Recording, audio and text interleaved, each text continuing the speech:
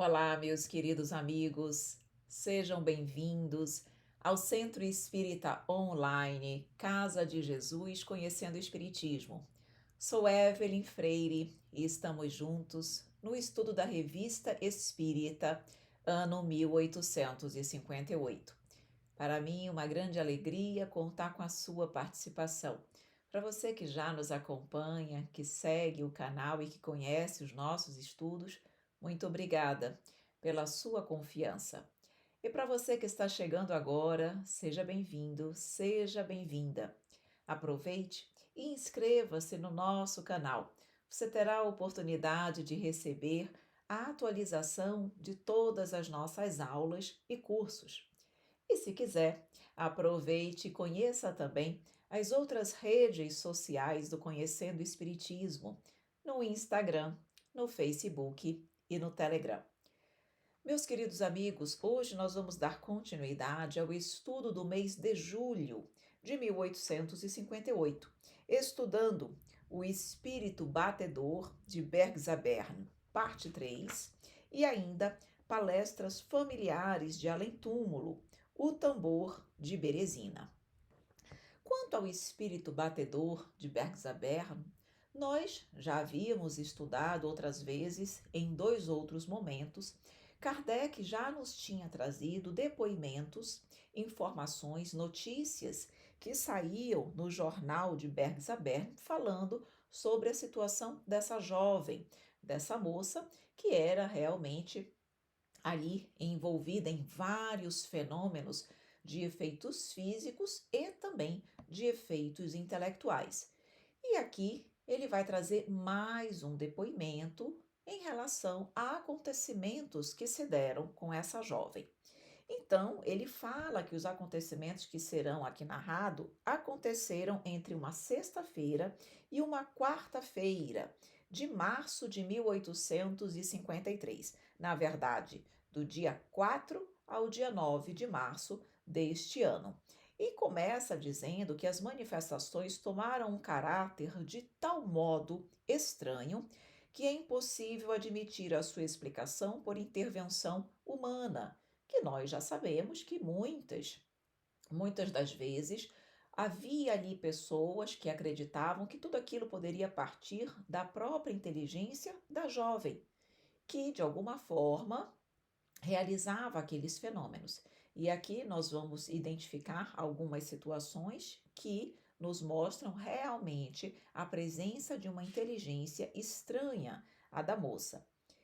Então diz o seguinte, que ela, antes de passar para os fenômenos, diz que ela mudou de quarto. O quarto onde ela anteriormente ocupava, ela mudou-se de lá.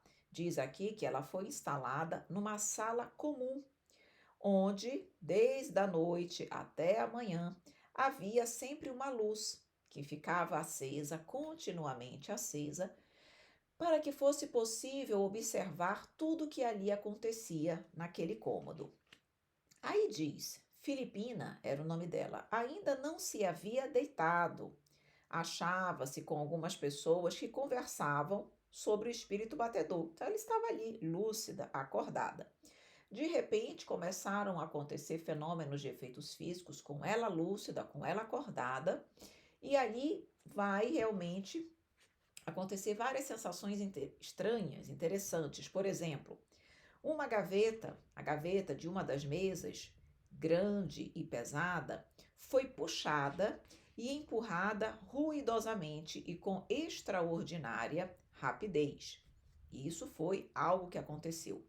No mesmo instante, a própria mesa em que a gaveta pertencia se pôs em movimento em todos os sentidos daquele ambiente e vejam, avançou em direção à Filipina. Tanto diz aqui que ela foi quase que perseguida pela mesa, porque a mesa ia sempre em sua direção. Diz aqui, inclusive, que ela teve de deixar o seu lugar e correr para o meio da sala. Além disso, algumas botas, tinham umas botas no ambiente, foram atiradas no meio da sala. Uma das gavetas começou a correr nas corrediças. abrindo-se e fechando-se por 2 vezes, a princípio muito rapidamente, depois de maneira lenta. Um pacote de fumo, que também estava presente sobre a mesa, mudava continuamente de lugar. As pancadas e arranhaduras eram ouvidas sobre a mesa. Então, diz aqui que Filipina, que gozava de ótima saúde, encontrava-se ali, no meio das pessoas do grupo.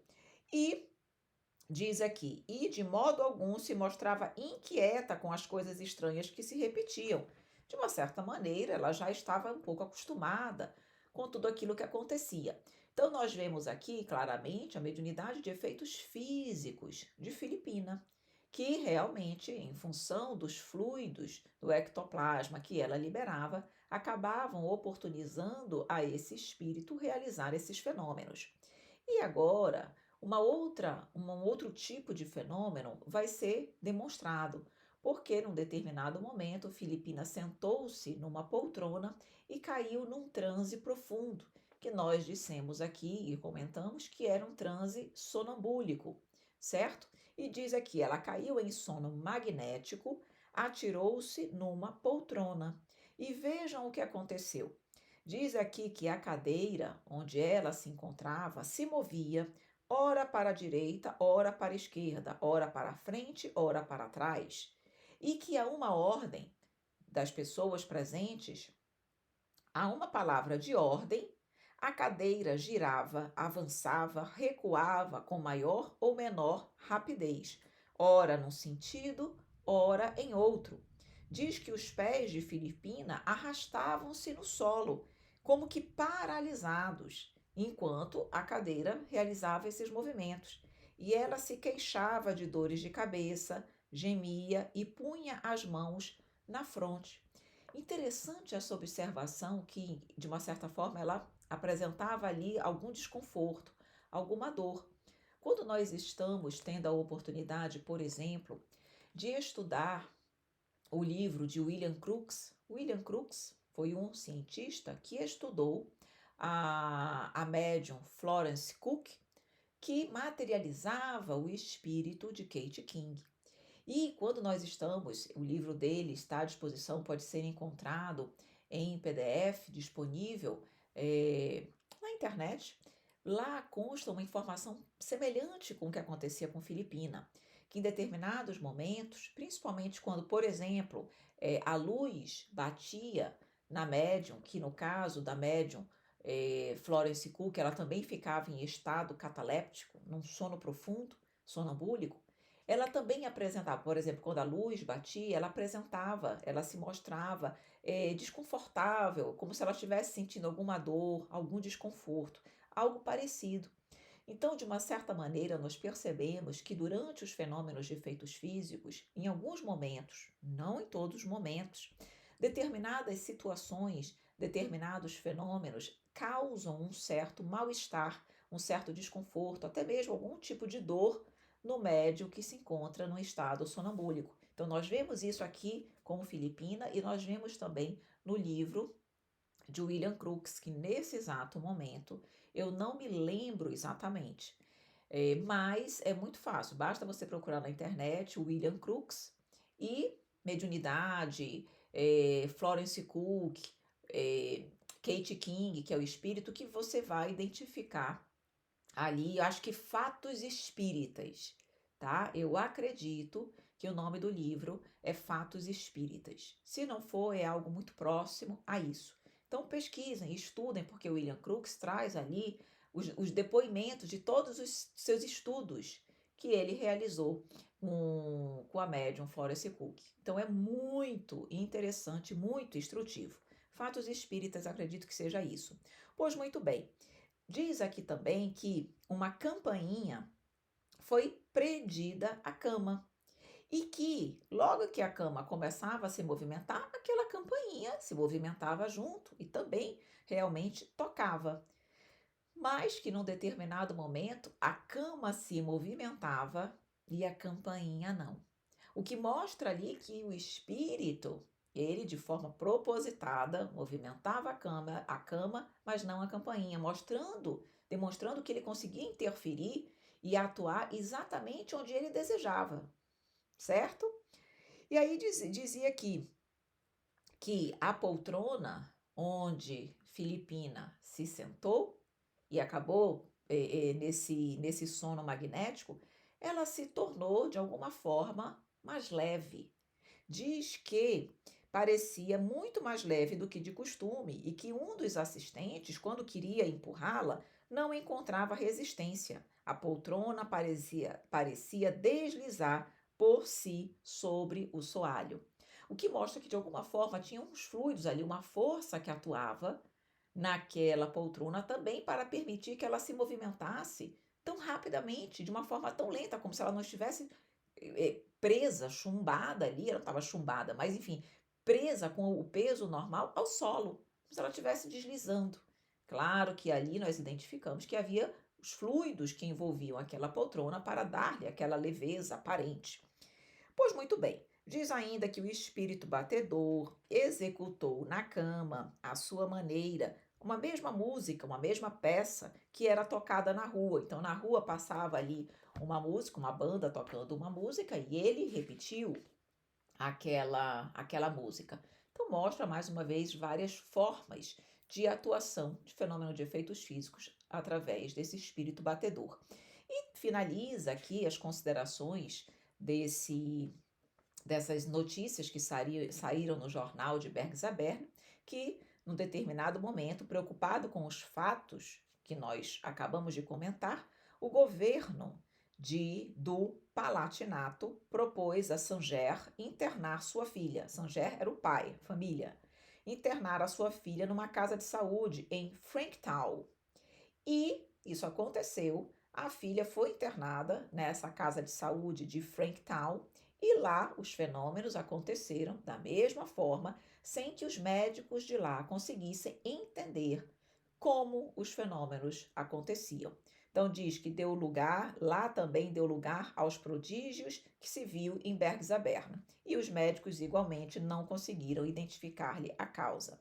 Então, tem aqui uma observação, dizendo Kardec, olhem que interessante que ele diz aqui no finzinho. Ele diz que ele teve, depois desses acontecimentos, ele teve acesso a determinados documentos e também evocaram o espírito de Bergsaberna, exatamente para conversar com ele e tentar identificar as razões ou como determinadas situações ocorreram.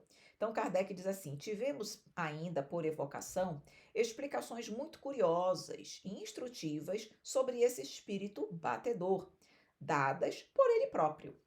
Como tais documentos nos vieram um pouco tarde, adiaremos sua publicação até o próximo número. Então, Kardec, aqui, da forma como ele coloca, ele viria posteriormente na revista Espírita ainda trazer esse depoimento, trazer essa evocação e as informações desses documentos. Então, vamos ver o que virá na sequência. Pois muito bem.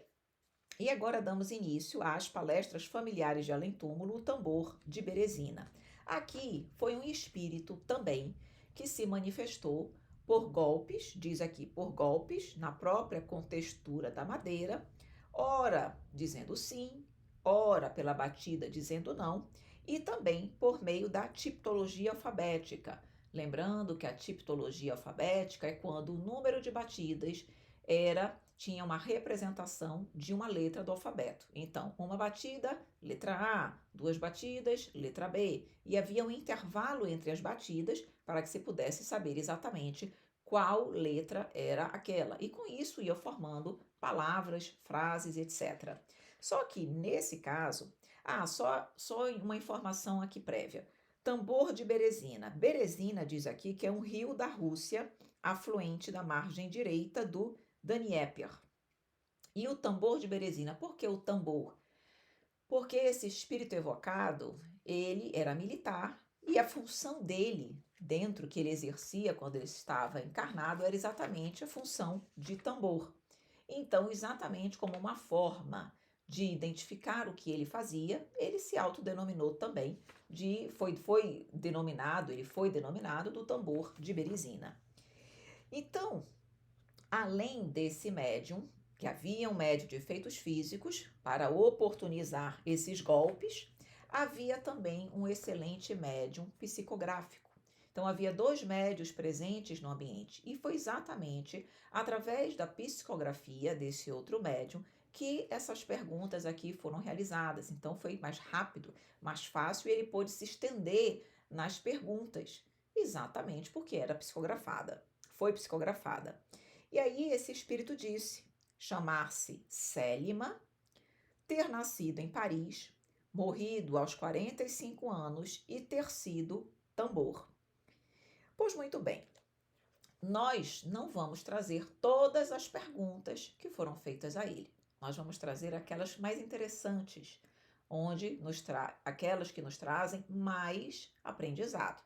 Mas o ideal é que você possa ler tudo para que o seu conhecimento da doutrina se amplie cada vez mais. Então ele diz, tudo isso ele foi através de perguntas e respostas. Ele disse que era militar, que ele serviu na época sob o comando de Napoleão o Grande.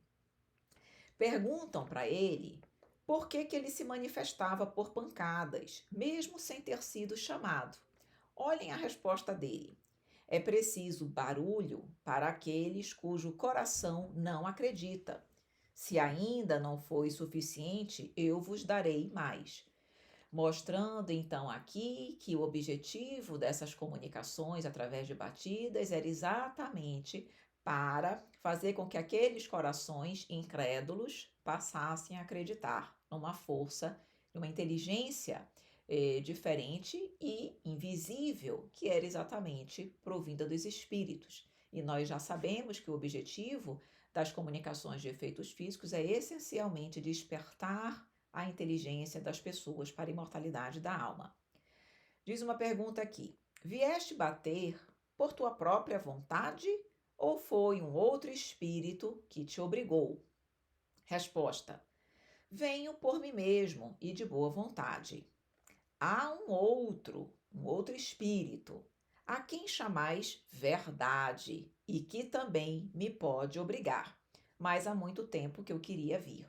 Mostrando então que havia quem? O Espírito Verdade, que nós já sabemos que é Espírito segundo os estudos que nós fazemos dentro da doutrina espírita, próprio Jesus, que estava ali à frente e comandando todos os fenômenos que surgiam para que Kardec pudesse codificar a doutrina espírita.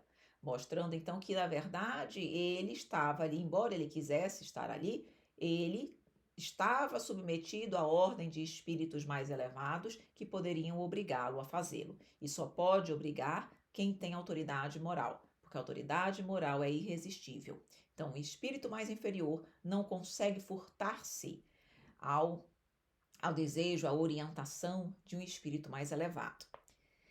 Aí perguntam com que propósito ele queria vir. Ele diz: para entreter-me convosco. Eis o que eu queria, mas havia algo que mo impedia. Fui forçado por um espírito familiar da casa que me convenceu a tornar-me útil às pessoas que me fizessem perguntas. Então, ele, como um espírito pouco evoluído, ele queria, na verdade, se entreter com as pessoas, por questões, inclusive, de menos valor. Mas, como os espíritos elevados sabiam que aquilo ali era importante para a codificação da doutrina, fizeram com que ele se permitisse responder às perguntas que hoje nós estamos estudando e que nos servem de aprendizado. Perguntam, então esse espírito tem muito poder, uma vez que assim domina os outros. E ele responde, mais do que pensais, e só o emprega para o bem. Mostrando então que a força desse espírito elevado, do espírito verdade, era muito grande, muito além do que eles podiam imaginar, mas que ele só o empregava para o bem, o que condiz com a condição de Jesus.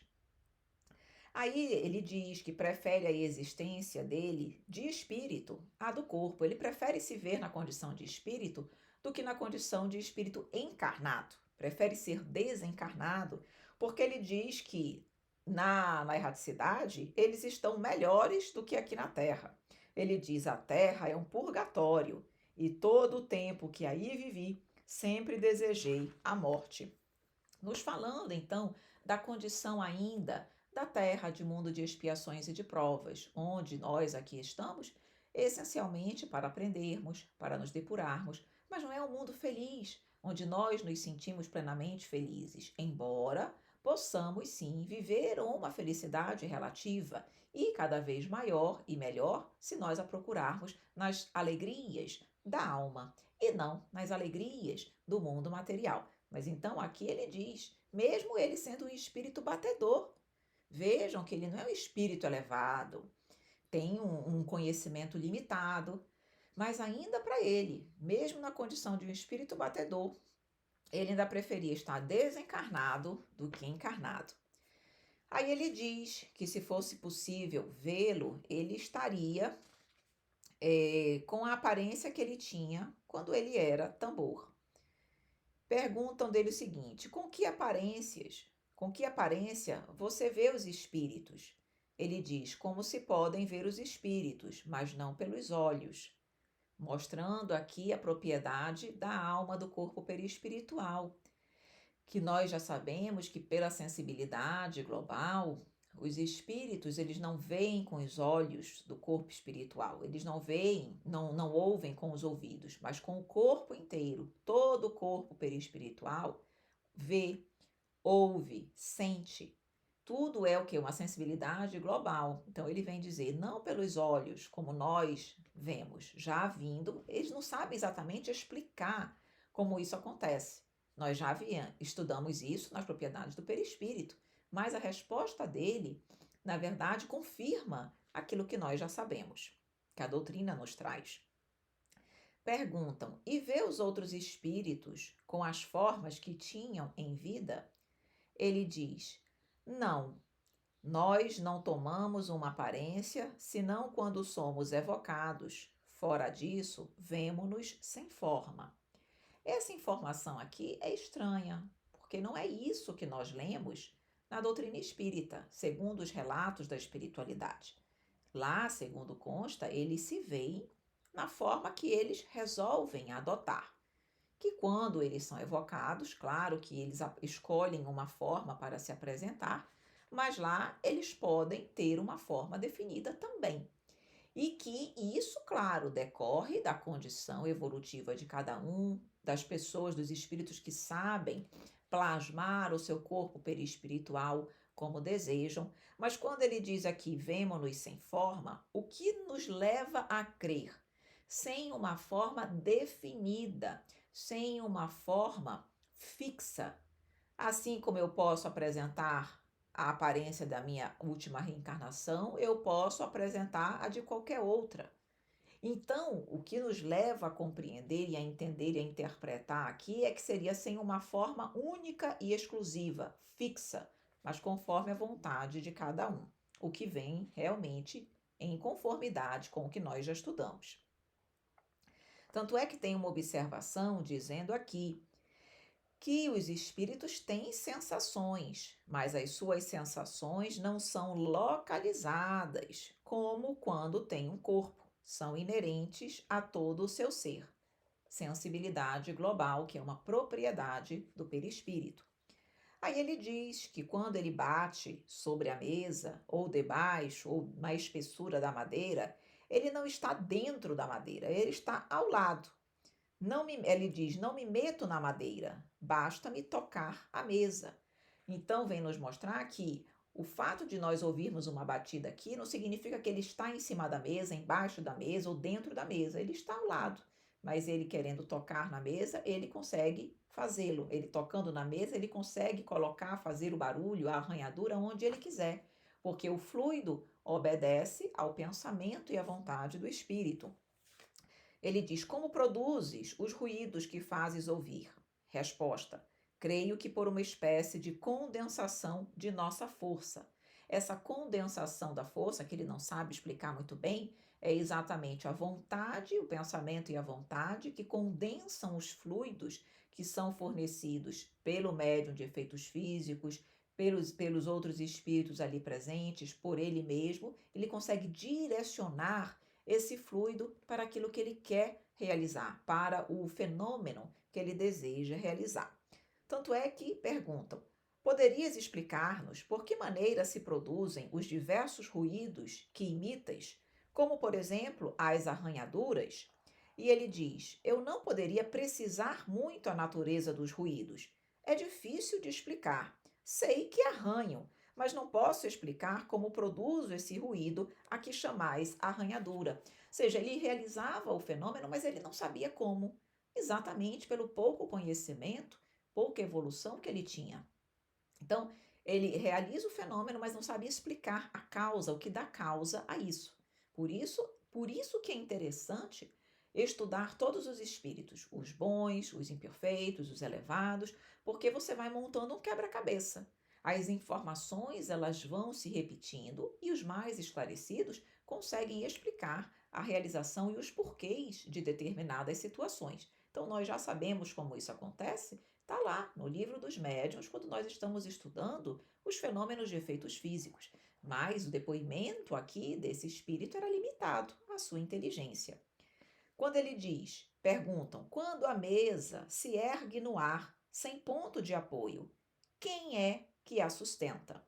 E ele responde, nossa vontade, que a obrigou a obedecer-nos, e ainda o fluido que lhe transmitimos. Está conforme o livro dos médiuns, que diz que os fluidos envolvem o objeto e dão-lhe uma vida fictícia e acabam, essa vida fictícia faz com que obedeçam às intenções e pensamentos do espírito batedor. Confirma, então, aquilo que nós já aprendemos. Aí perguntaram dele, do que ele se ocupava ali na condição de espírito. Perguntavam, você passa o tempo a bater? Ou seja, passa o tempo a realizar fenômenos de efeitos físicos? Aí ele diz, muitas vezes tenho missões a cumprir. Devemos obedecer às ordens superiores e, sobretudo, temos que, por nossa influência, fazer bem aos humanos. Então, olhem aqui, quando o espírito já adquire um mínimo de conhecimento, e ele já está ali sob a orientação e a coordenação de espíritos mais elevados, não pode ficar passando a vida a fazer nada. Tem que trabalhar em benefício da humanidade, em benefício das pessoas, em benefício e em construção de um mundo melhor. Então vejam que ele é levado a auxiliar os humanos. Perguntaram ainda a ele, em tua existência de espírito, estás sempre na Terra? Ele diz que mais frequentemente no espaço, que ele pode ir a outros globos, não mais perfeitos, só nos mundos inferiores. O que também é confirmado pelo livro dos médiuns, que nos diz, que nos mostra que os espíritos eles não têm liberdade plena para irem onde quiserem, que eles só podem ir em outros globos, em outros lugares, condizentes ou no mesmo nível de evolução que eles apresentam, que para que eles possam adentrar em orbes, em globos, em colônias mais elevadas, só o fazem com a autorização dos espíritos que lá habitam.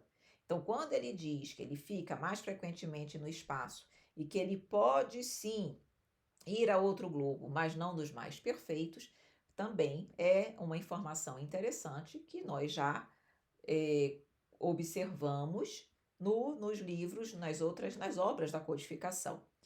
Aqui é feita uma pergunta interessante para ele. Perguntam assim: poderias ler os nossos pensamentos?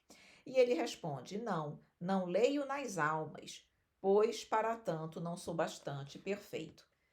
Aqui é outra informação interessante, porque a princípio, pela resposta dele, parece que só os espíritos mais elevados conseguem ler pensamentos. E nós já sabemos que os espíritos imperfeitos também conseguem ler os nossos pensamentos.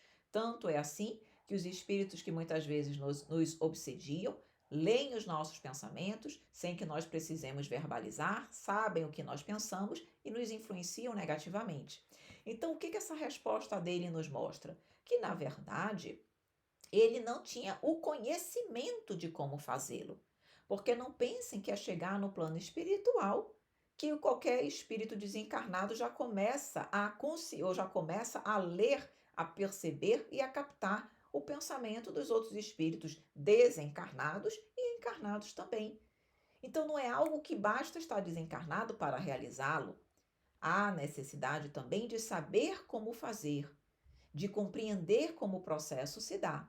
Então, o que nos leva a crer aqui é que ele se achava imperfeito, inferior, espiritualmente falando, menos elevado, para realizar essa leitura dos pensamentos. Então, ele coloca aqui como se apenas os espíritos mais elevados o fizessem.